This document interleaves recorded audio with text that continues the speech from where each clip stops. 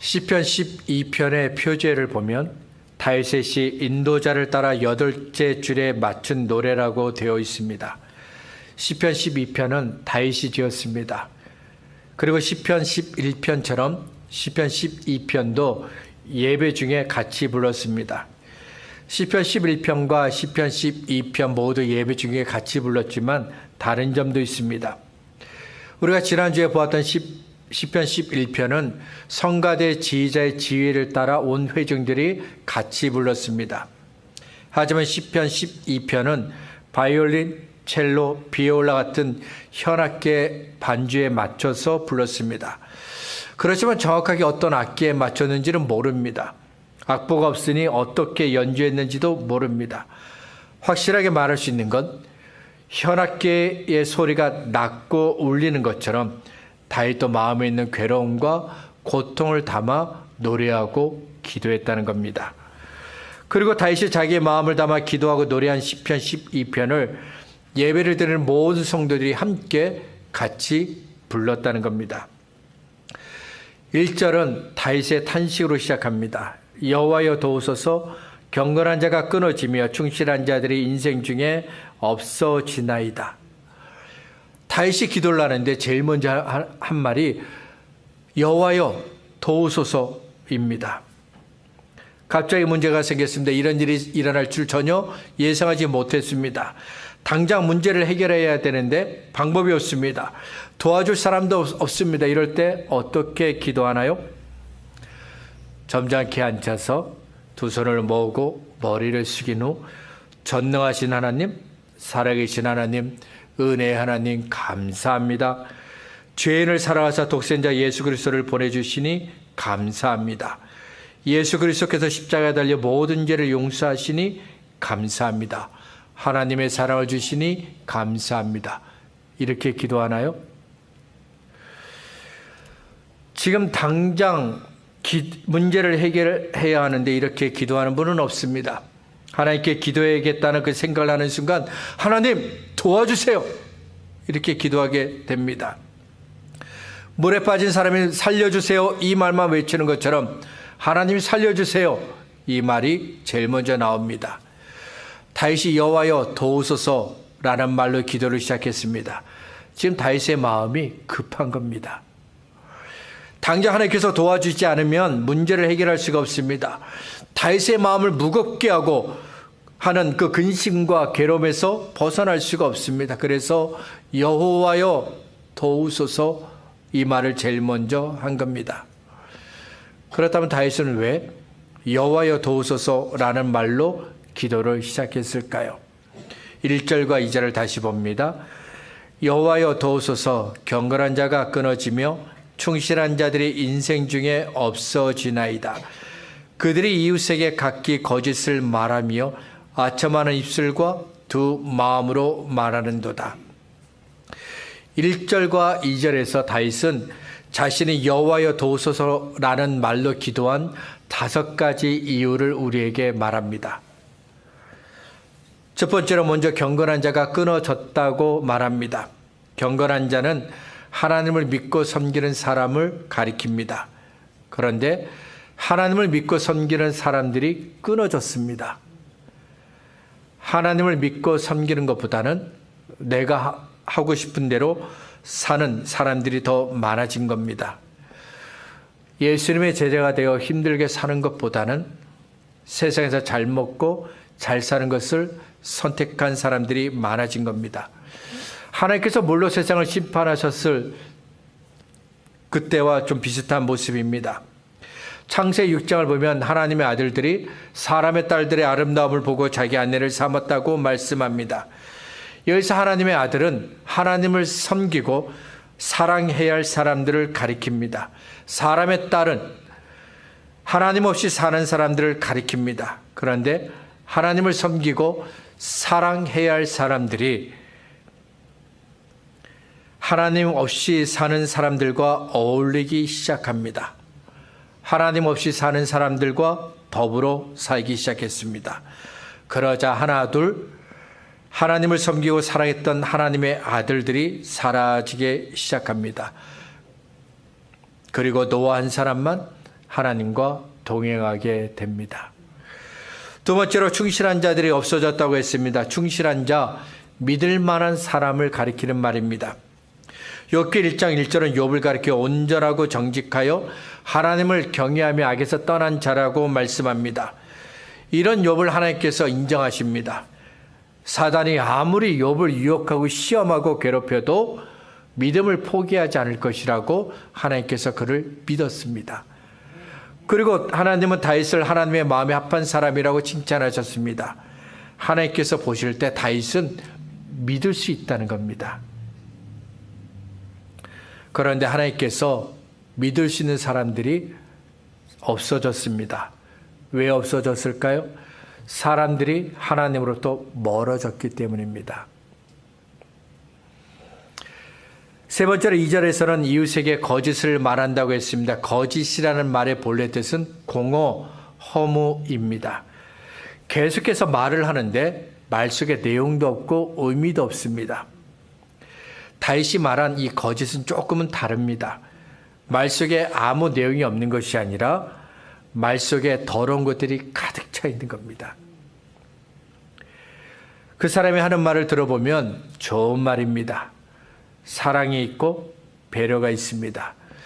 하지만 말한 그 사람의 마음은 반대입니다. 사랑을 말하지만 미움이 있습니다. 배려가 아니라 욕심이 있습니다. 그래서 다윗이 자기 속 마음을 감추고 다른 사람들에게 거짓말한다고 한 겁니다. 네 번째로는 아첨하는 말을 한다고 했습니다. 아첨은 남의 환심을 사거나 잘 보이려고 알랑거리는 것 또는 그런 말이나 행동을 뜻합니다. 왜 다른 사람에게 잘 보이려고 아첨하는 말을 할까요? 왜 다른 사람의 관심을 끌기 위해서 아첨하는 말을 할까요? 일반적으로 아첨하는 말을 하는 이유는 누군가의 마음에 들기 위해서입니다. 그 사람과 가까워지기 위해서 그 사람의 도움을 기대하며 아첨하는 말을 하는 겁니다.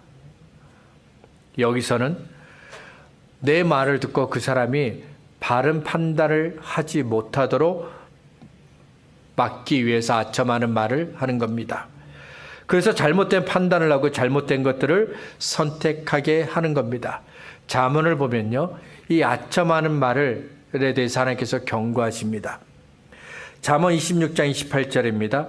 거짓말하는 자는 자기가 해한 자를 미워하고 아첨하는 입은 패망을 일으키느니라. 잠언 29장 5절입니다. 이웃에게 아첨하는 것은 그의 발 앞에 그물을 치는 것이니라. 잠언이 아첨하는 말을 경계하고 있는 것처럼 우리도 아첨하는 말을 나쁘다고 여깁니다. 그렇게 알고 있습니다. 그런데도 사람들은요, 아첨하는 말을 무척이나 좋아합니다. 왜 그럴까요? 내가 듣고 싶은 말을 해주기 때문입니다. 누군가가 나에게 진실한 말을 합니다. 아무도 말하지 않았던 것을 말해 주었습니다.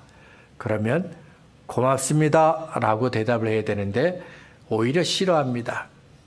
왜냐하면 진실한 말은 들을 때마다 불편하게 만들기 때문입니다. 누군가가 나에게 와서 진실한 말을 한다는 것은 내가 잘못한 것을 끄집어내는 겁니다. 왜 이 정도밖에 못했냐며 지금보다 더 잘해야 된다, 더 열심히 해야 한다고 말하는 겁니다.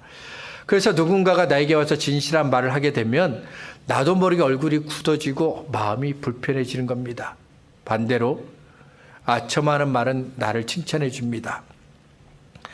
내가 실수를 했어도 잘했다고 말합니다. 잘못을 했지만 괜찮아 말합니다. 다른 사람들보다 더 낫다고 말합니다. 열심히 했다고 말합니다. 그래서 아첨하는 말은 귀에 잘 들어옵니다. 내가 듣고 싶은 말만 해주기 때문이겠죠. 하지만 아첨하는 말은 결과를 책임지지 않습니다. 아첨하는 말을 들어서 죄를 깨닫지 못하고 죄를 선택하고 죄를 지어도 책임지지 않습니다. 저와 여러분이 잘못되라고 하는 것이기 때문입니다. 저와 여러분이 하나님을 떠나고 하나님 없이 살고 하나님보다 내 욕심을 선택하라고 아첨하는 말을 하는 것이기 때문입니다. 마지막으로 다섯 번째로 두 마음으로 말한다고 했습니다. 우리의 마음은 하나입니다. 그런데 마음이 두 개로 나눠져 있습니다. 겉으로 보여지는 모습과 속모습이 다른 겁니다. 예수님께서 잡히셨을 때 대제사장이 예수님께 이렇게 묻습니다. 당신이 하나님의 아들이 맞습니까? 하나님께서 우리에게 보내주신 그리스도 메시아가 맞습니까? 내게 좀 말해주세요. 그러자 예수님께서 네가 말한 대로 내가 하나님의 아들이고 하나님께서 보내신 그리스도 메시아라고 대답하셨습니다. 그러자 대제사장이 자기 옷을 찢으며 예수님이 신성모독을 했으니까 죽여야 한다라고 말합니다. 자기 옷을 찢으며 하나님을 모독했다고 말하는 대제사장의 모습은 신앙의 사람처럼 보입니다. 하나님을 잘 믿는 사람처럼 보입니다. 하지만 그의 마음속에는 하나님이 계시지 않습니다.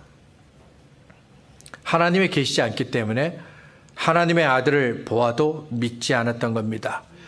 우리를 구원하실 메시아가 그의 눈앞에 있어도 믿지 못했던 겁니다. 예전에는 예수 믿으세요 이렇게 말하면 나는 다른 신을 믿고 있습니다. 나는 다른 종교를 갖고 있습니다. 이런 대답을 하며 거절을 했습니다. 그런데 요즘은요, 예수님을 믿으라고 말하면 너나 잘 믿으세요 이렇게 대답합니다. 가족 중에서, 친척 중에서, 직장 동료 중에서, 친구 중에서 교회를 다니고 있지만 못된 일을 했던 사람들을 거론하면서 이런 사람들 때문에 나는 교회 다니고 싶지 않습니다 대답합니다. 혹은 과거 잠시 교회 다녔을 때 경험했던 싸움, 배신 이런 것들을 거론하면서 거절하기도 합니다. 하나님은 우리의 속과 겉이 같은 한 마음이 되기를 원하셨습니다. 그렇지만 사람들은 겉과 속이 다른 두 마음으로 살았습니다. 주일에는 교회에 나가서 성도가 되지만 월요일부터 토요일까지는 하나님을 모르는 사람처럼 살았습니다. 그리고 우리가 세상을 살면서 세상을 볼 때마다 우리가 상처받는 이유 역시 두 마음으로 말하는 사람들을 너무 많이 만났기 때문일 겁니다. 지금 하나님께 기도하는 다윗의 마음은 아픕니다. 사람들을 보고 세상을 보니 숨을 쉴 수 없는 것처럼 마음이 답답합니다. 그래서 다윗이 하나님 도와주세요 라고 기도했던 겁니다. 다윗이 가졌던 그 아픔을, 그 상처를 하박국 선지자도 가지고 있었습니다. 하박국 1장을 보면 이스라엘은 자기들은 하나님께서 택하시고 사랑하시는 하나님의 백성이라고 자랑합니다. 하지만 그들은 하나님을 사랑하지 않습니다. 하나님 말씀대로 살지도 않았습니다. 대신 하나님을 모르는 사람들처럼 생각하고 살았는데 시편 1편 1절이 있는 대로 그들은 악인의 꾀를 따랐고 죄인들의 길에 서기를 좋아했으며 오만하고 교만한 자들과 함께 어울렸습니다. 이런 사람들을 보고 하박국 선지자의 마음이 아팠습니다. 상했습니다. 그래서 하박국 선지자가 1장 2절부터 4절에서 상한 마음을 가지고 하나님께 이렇게 기도합니다. 여호와여, 내가 부르짖어도 주께서 듣지 아니하시니 어느 때까지이리까? 내가 강포로 말미암아 외쳐도 주께서 구원하지 아니하시나이다. 어찌하여 내게 죄악을 보게 하시며 패역을 눈으로 보게 하시나이까? 겁탈과 강포가 내 앞에 있고 변론과 분쟁이 일어난다이다. 이러므로 율법이 해이하고 정의가 전혀 시행되지 못하오니 이런 악인이 의인을 에워쌌으므로 정의가 굳게 해가여졌음이니이다. 여러분은 이렇게 기도하는 하박국 선지자가 이해가 되십니까? 주일이 되었습니다. 함께 교회에 모여 예배를 드렸습니다. 그런데 예배가 끝나고 교회를 떠나면 거짓말하고 속이고 하나님을 믿지 않는 사람처럼 살아가는 그런 사람들 보면서 마음이 답답해집니까? 사람들이 예수님을 안 믿는다고 마음이 아프고 괴로운가요? 하나님께서 싫어하시는 동성애를 따르고 욕심을 따르고 죄와 타협하는 사람들 볼 때마다 마음에 상처가 되나요? 성령대로 믿지 않는 사람들을 보면서 마음의 상처를 받고 아파하고 있나요? 아니면 다윗과 하박국 선지자가 말한 것들이 나와는 상관이 없다고 생각하십니까? 나에게 무슨 피해가 있나요? 나에게 피해가 없으면 나와 상관이 없는 겁니다. 다른 사람들이 어떻게 살든 나와는 상관이 없습니다. 그들은 그들이 살고 싶은 대로 살면 되는 거고, 그리고 나도 내가 살고 싶은 대로 살면 되는 겁니다. 그러니 굳이 나와 상관도 없는 것들 때문에 아파하고 상처받을 필요가 없다고 생각하십니까? 누가복음 6장을 보면 제자들은 한꺼번에 예수님께로 몰려오는 사람들을 막아야 했습니다. 그러자 사람들이 손을 뻗어 예수님을 만지려고 했습니다. 예수님의 옷만 만져도 내 병이 고침받는다, 내 병이 치료받는다고 그들이 믿었기 때문입니다. 과거 역사를 보면요, 교회가 부흥할 때는 언제나 하나님을 향한 간절함이 있었습니다. 사람들의 마음속에 하나님을 만나고 싶다는 간절함이 있었습니다. 하나님의 은혜를 받고 싶다는 간절함이 있었습니다. 하나님께서 내 죄를 용서해달라는 간절함이 있었습니다. 하나님만을 사랑하겠다는 간절함이 있었습니다. 하나님을 위해서 내 인생을 드리겠다는 간절함이 있었고, 천국 갈 때까지 하나님과 동행하겠다는 그런 간절함이 있었습니다. 언제나 하나님의 집에 내가 있고 싶다는, 교회에 있고 싶다는 그런 간절함이 사람들의 마음속에 있었습니다. 하나님을 예배하고 하나님을 찬송하고 싶다는 간절함이 사람들의 마음속에 있었습니다. 하지만 지금은 이런 간절함을 만나기 어렵습니다. 몸에 병이 있습니다. 마음에 병이 있습니다. 믿음이 병들었습니다. 그래도 하나님을 찾지 않습니다. 누가복음 9장을 보면 많은 사람들이 예수님을 따랐습니다. 날이 저물어 가는데 먹을 것이 없습니다. 그래서 제자들이 먹을 것을 구하기 위해서 사람들을 마을로 보내겠다고 했습니다. 그러자 예수님께서 제자들에게 너희가 먹을 것을 주라고 말씀하십니다. 여자들과 노인들과 어린아이들을 빼고 성인 남자만 5,000명입니다. 어린 자만 2만 명이 넘는 사람들이 그 자리에 있습니다. 그런데 예수님께서 제자들에게 이 많은 사람들에게 식사를 제공하라고 하셨습니다. 예수님께서 말씀하셨지만 제자들은 할 수가 없습니다. 예수님도 제자들이 할 수 없다는 걸 알고 계십니다. 그런데도 제자들에게 너희가 먹을 것을 주라고 말씀하신 이유가 있습니다. 우리는 아무것도 해결할 수 없다는 것을 알라는 겁니다. 그리고 우리는 아무것도 해결하지 못하지만 우리 주님은, 예수님은 언제나 해결할 수 있다는 것을 알라는 겁니다. 그런데도 사람들은 예수님께 도움을 구하지 않습니다. 구하라, 그리하면 너에게 주실 것이요. 찾으라, 그리하면 찾아낼 것이요. 문을 두드리라, 그리하면 너희에게 열릴 것이니 구하는 이마다 받을 것이요. 찾는 이가 찾아낼 것이요. 두드리는 이에게는 열릴 것이라고 말씀하셨지만 예수님의 도움을 구하는 간절함이 없습니다. 대신 하나님을 향한 간절함을 비웃습니다. 하나님을 더 사랑하려는 간절함을 비웃습니다. 하나님을 섬기려는 간절함을 비웃습니다. 사무엘상 3장 8절과 9절에 이런 말씀이 있습니다. 여호와께서 세 번째 사무엘을 부르시는지라 그가 일어나서 엘리에게로 가서 가로되 당신이 나를 부르셨기로 내가 여기 있나이다. 엘리가 여호와께서 이 아이를 부르신 줄을 깨닫고 이에 사무엘에게 이르되 가서 누웠다가 그가 너를 부르시거든 네가 말하기를 여호와여 말씀하옵소서 주의 종이 듣겠나이다 하라. 이에 사무엘이 가서 자기 소서에 누우니라. 깊은 밤 하나님께서 어린 사무엘을 부르셨습니다. 하나님께서 두 번이나 불렀지만 사무엘은 하나님께서 부르신 줄을 몰랐습니다. 엘리 대제사장도 몰랐습니다. 그러다 세 번째 부르셨을 때 엘리는 하나님께서 어린 사무엘을 부르고 있다는 것을 알게 됩니다. 그래서 엘리 대제사장이 어린 사무엘에게 하나님께서 부르시면 어떻게 해야 할지를 가르쳐 줍니다. 엘리의 말대로 하나님께서 사무엘을 다시 부르셨습니다. 그리고 하나님께서 어린 사무엘에게 말씀하셨습니다. 하나님께서 어린 사무엘을 부르셨습니다. 만나셨습니다. 말씀하셨습니다. 그러면 그 밤에 엘리는 무엇을 하고 있었나요? 하나님께서 아직 어린 사무엘을 부르시고 만나고 말씀하신 그 밤에 엘리는 무엇을 하고 있었나요?